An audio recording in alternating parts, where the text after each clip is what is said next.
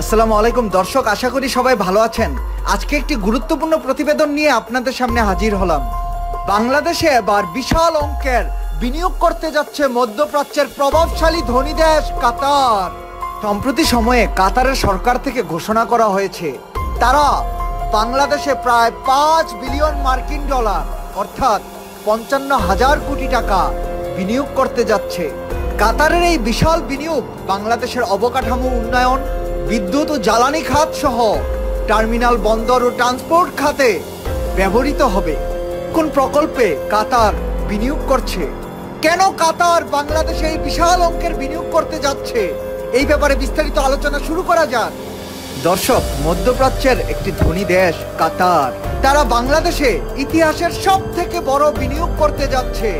তারা বাংলাদেশে একটি স্মার্ট সিটি বানাবে, সাথে সাথে পর্যটন ও বিমানবন্দর সহ বিভিন্ন খাত যেমন পায়রা ও চট্টগ্রাম খুবই গুরুত্বপূর্ণ এলএনজি টার্মিনাল বানাবে, যেখান থেকে বাংলাদেশ বিশ্বের বিভিন্ন দেশে এলএনজি রপ্তানি করতে পারবে এবং নিজেদের দেশে ব্যবহার করতে পারবে।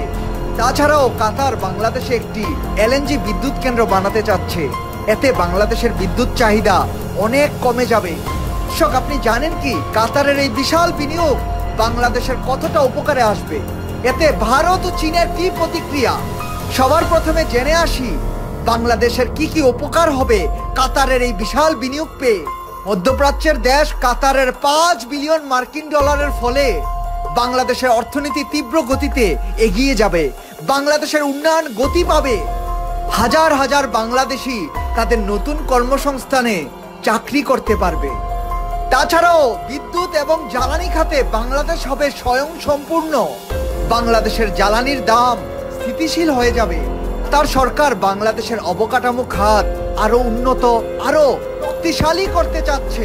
তার যখন ঘোষণা দিল বাংলাদেশে করতে চাচ্ছে বিশাল অঙ্কের বিনিয়োগ, তখন বিদেশি বহু দেশ বাংলাদেশকে একটি বিনিয়োগের নতুন এবং আকর্ষণীয় গন্তব্য হিসাবে চিহ্নিত করেছে। এতে বিদেশি বিনিয়োগ বাংলাদেশে আরো বহুগুণ বেড়ে যাবে। দর্শক, চলুন জেনে আসি ভারত এবং চীন কাতারের এই বিনিয়োগ দেখে কি প্রতিক্রিয়া দিল।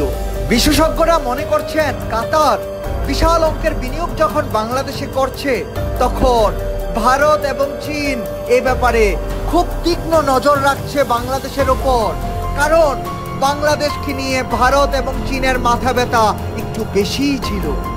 কাতারের মতো দেশ যখন বাংলাদেশে বিপুল অর্থ বিনিয়োগ করে, তখন বাংলাদেশের প্রভাব এবং কৌশলগতভাবে শক্তিশালী হয়ে ওঠে দক্ষিণ এশিয়ায়। আর এটা মোটেও ভারতের জন্য সুবিধাজনক অবস্থান নয়।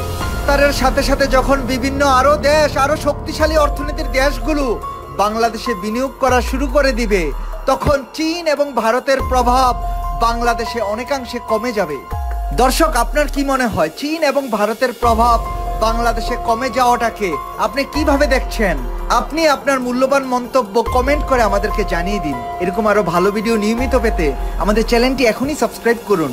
ভিডিওটি ভালো লাগলে লাইক করুন এবং আপনার পছন্দের মানুষের সাথে এই ভিডিওটি শেয়ার করুন। আজকের মতো এতটুকুই থাক। আল্লাহ হাফেজ।